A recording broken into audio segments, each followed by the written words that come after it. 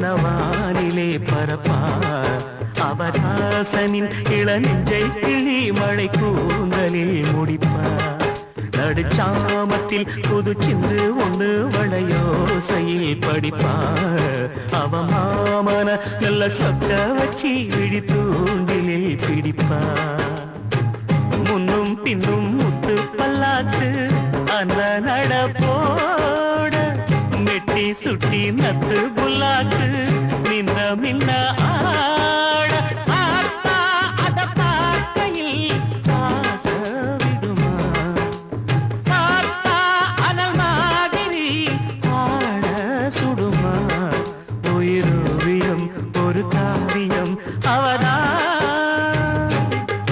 வைகாசி வெள்ளிக்கிழமதானே